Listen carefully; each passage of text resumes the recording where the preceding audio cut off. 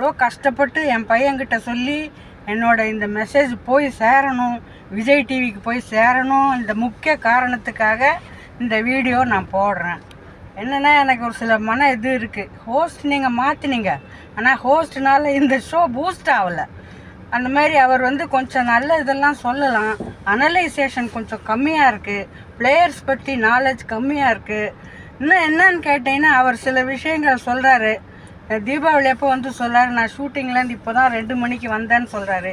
எங்களுக்கு என்ன தோணுதுன்னா இவர் பிக் பாஸ் அனலைஸ் பண்ணுறாரா இல்லை என்ன வேலை பண்ணுறாரு? அந்த மாதிரி அவர் ஷூட்டிங்க்கு போனால் கூட சொல்ல வேண்டிய அவசியம் என்ன சார்?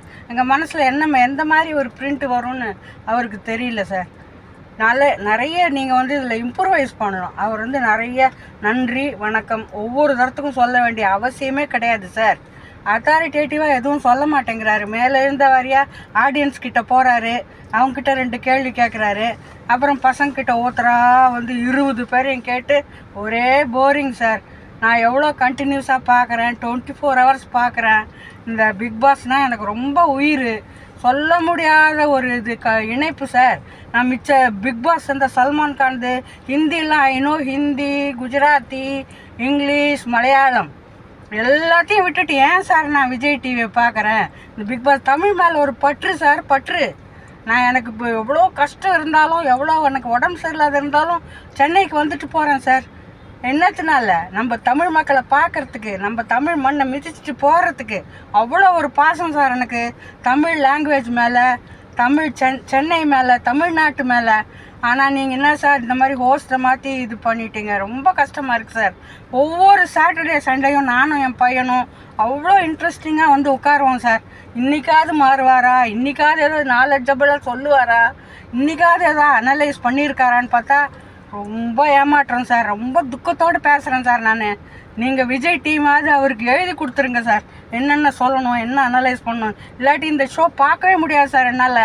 அவ்வளோ கஷ்டம். நான் எவ்வளோ கஷ்டப்பட்டு, எனக்கு சுகர் இருக்குது, ஹார்ட் பேஷண்ட் நான்.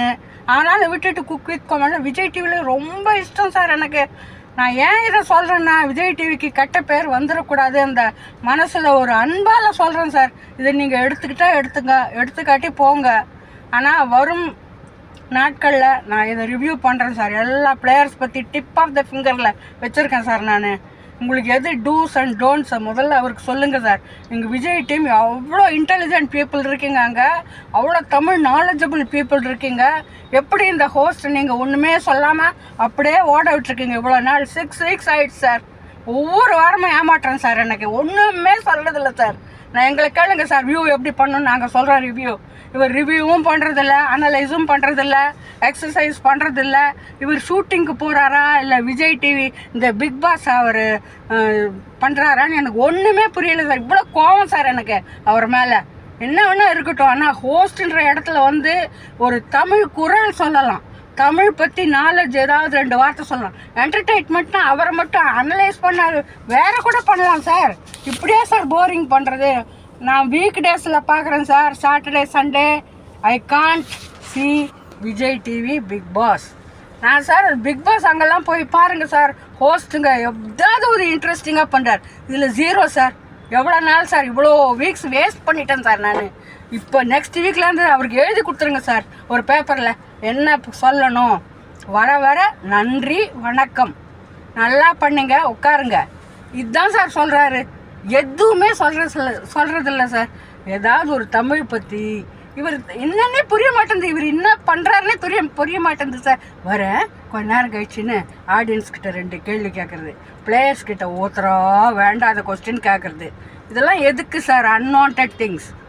ஒரே ஒரு 10% நாலேஜபிள் ஏதாவது பற்றி சொல்லட்டும் சார். நீங்கள் எழுதி கொடுங்க சார் அவருக்கு ஒரு பேப்பரில், எது பண்ணணும், எது பண்ணக்கூடாது, எப்படி நீங்கள் இது பண்ணணும், எப்படி ஹேண்டில் பண்ணணும் பிளேயர்ஸை.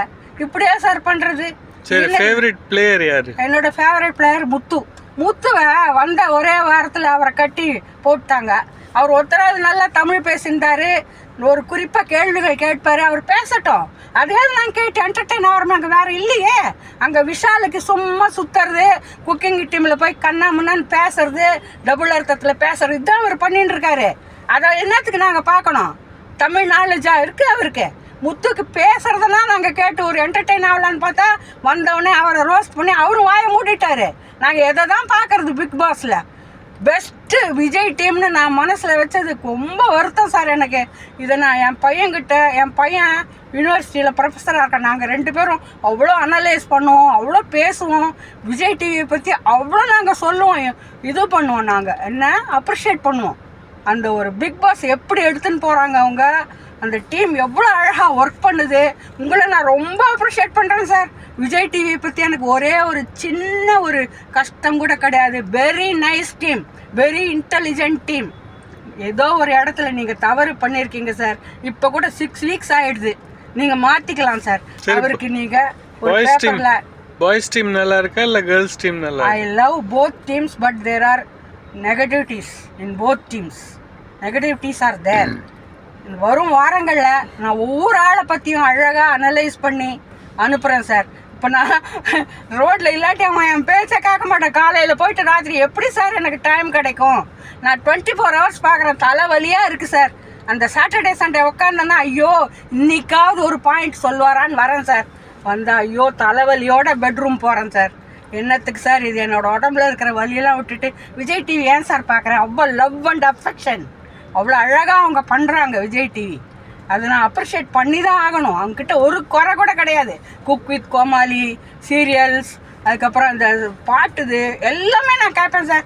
மிச்ச டிவி இல்லையா சார் எனக்கு பார்க்குறதுக்கு? குஜராத்லேருந்து நான் ஏன் தமிழ் பார்க்குறேன்? அது பற்று சார். தமிழ்நாட்டு மேலே இருக்கிற பற்று, தமிழ் மொழியில் இருக்கிற பற்று, விஜய் டிவி மேலே இருக்கிற அன்பு, அதனால நான் பார்க்குறேன். தயவு செஞ்சு இதில் இம்ப்ரூவ்மெண்ட் நீங்கள் கொண்டு வந்து தான் ஆகணும். இல்லாட்டி வியூவர்ஸ் எவனும் பார்க்க மாட்டான், அடுத்ததுக்கு போவாங்க. என்ன கம்மியாக இருக்குது? யூடியூப் இருக்குது, அது இருக்குது, இது இருக்குது, இன்னும் இல்லை உலகத்தில். ஒரு சின்ன தமிழ் ஆசைக்காக நாங்கள் பார்க்குறோன்னா அது இப்படி குட்டிச்சவராகிடுச்சு சார். அது ஒரு ஹோஸ்டால் ஒரு சின்ன ஒரு இது கூட சொல்ல மாட்டேங்கிறார். ஒரு குரல் சொல்ல முடியாதா சார்? தமிழ்லேருந்து ஒரு சின்ன எடுத்துக்காட்டு, எக்ஸாம்பிள். எவ்வளோ கதைகள் இருக்குது நம்ம இதுவில். அந்த காலத்து கதைகள் எவ்வளோ இருக்குது. அதுலேருந்து ஒரு சின்ன லைன் அவருக்கு தெரியாட்டி அதை பற்றி எங்களுக்கு கவலை இல்லை. நீங்கள் எழுதி கொடுங்க அவருக்கு, அப்போவாவது அவருக்கு தெரியும் இது என்ன நடக்குதுன்னே எங்களுக்கு புரியல. இது பிக் பாஸா வேறு என்ன? நான் விஜய் டிவியை பற்றி ஒரு குறையும் சொல்ல சார். இன்னைக்கு கூட த பெஸ்ட் டீம். எல்லா டிவியை விட Vijay TV I love it. Okay. ஆக நான் இப்போ ரோட்டில் நின்றுருக்கேன் சார். காரில் அவனை தொல்லை கொடுத்து பண்ணலன்னா நான் போக மாட்டேன்னு ஒரே ஸ்ட்ரைக் பண்ணிங்க நின்றுருக்கேன் சார் காருக்குள்ளே. இல்லைன்னா நான் இது சொல்லக்கூட மாட்டேன். வீட்டில் அவன் டைம் கிடைக்கிறது இல்லை எங்களுக்கு. அவன் போயிட்டு காலேஜ் போயிட்டு சார், அவன் ப்ரொஃபஸர் சார், லா காலேஜில். இப்போ ரொம்ப ரொம்ப இன்ட்ரெஸ்ட் சார் அவருக்கு. ரொம்ப நாலேஜபிள் பர்சன். லா காலேஜில் ப்ரொஃபஸராக இருக்கான். ஆனால் அவனை பிடிக்கிறதே கஷ்டம். இன்றைக்கி ஏதாவது ஒன்று பண்ணி என்னோட மனசில் இருக்கிற துக்கத்தை சொல்லி தான் ஆகணும் அப்படின்னு கூட்டிட்டு வந்தேன் சார். கார்லேருந்து பேசுகிறேன் சார். தயவு செஞ்சு என்னோட துக்கத்தை புரிஞ்சுன்னு விஜய் டிவி பிக் பாஸில் கொஞ்சம் இம்ப்ரூவ்மெண்ட் எட்டுனாங்க சார். அடுத்த வாரம் இல்லாட்டி நான் சாட்டர்டே சண்டே பார்க்கவே மாட்டேன் சார். என்னோட துக்கத்தை புரிஞ்சுக்கினா அதில் ஒரு சேஞ்ச் எடுத்துன்னு வாங்க சார். ஏதாவது ஒன்று போடுங்க சார். தமிழில் ஏதாவது ஒன்று போட்டு என்டர்டெயின்மெண்ட் அந்த ஹோஸ்ட் பண்ணணும் சார். கமல் சார் இருக்கும்போது என்னென்ன சொல்லுவார் சார், அதெல்லாம் விடுங்க சார். அதை பற்றி ஐ டோன்ட் கேர். அவரும் சில தப்பு பண்ணார், அதை நான் ஒத்துக்கிறேன். இட் டசன்ட் மீன் இவரும் இதே மாதிரி பண்ணணும். இவர்கிட்ட அது கூட இல்லை சார், தமிழ் நாலேஜும் இல்லை சார். அதுதான் என்னத்தை சார் பார்க்குறது? அதில் சொல்லுங்கள் எவ்வளோ இருக்குது. குஜராத்தி பிக் பாஸ் இருக்குது, இந்த ஹிந்தி பிக் பாஸ், அதெல்லாம் எனக்கு ரொம்ப பிடிக்கும். I know very well Hindi, I know very well. But I ஆம் வாட்சிங் Vijay TV, only Vijay TV. So you have to improve by at any cost. இதுதான் சார் நான் சொல்கிறேன். அப்புறமா இன்னொரு தடவை அவனை பிடிச்சி இழுத்து உட்கார வைக்கிறதுக்குள்ளே எனக்கு போதும்னு ஆகிடும் சார். அந்த நாள் வரும், அப்போ நான் வரிசையாக நான் போடுறேன் சார். என்னென்ன இவங்க பண்ணுறாங்க அட்டகாசம், அதெல்லாம் நல்லா அவங்கள விட நான் நல்லா ரிவ்யூ பண்ணுவேன் சார். அடுத்த இது எனக்கு மன துக்கத்தினால பண்ணது, இதை ஏற்றுக்கிட்டு ஒழுங்காக இதில் இம்ப்ரூவ்மெண்ட் வர வைங்க சார். அந்த விஜய் சேதுபதிட்ட நான் பார்க்கவே மாட்டேன் சார். நான் இவ்வளோ நாள் பார்த்துன்னு வந்தேன் சார் விஜய் டிவி. எதுக்காக? அந்த ஒரு நாலேஜ் அந்த டீமில் இருக்குது, அவ்வளோ அழகாக பண்ணுறாங்க அப்படின்னு, நேர்மையாக பண்ணுறாங்க அப்படின்னு. அதுதான் சார் ஒரு லவ். எங்கள் லவ்வை புரிஞ்சுக்கினா பண்ணுங்க சார், இல்லாட்டி விடுங்க சார். அவ்வளோதான். நமஸ்தே சார்.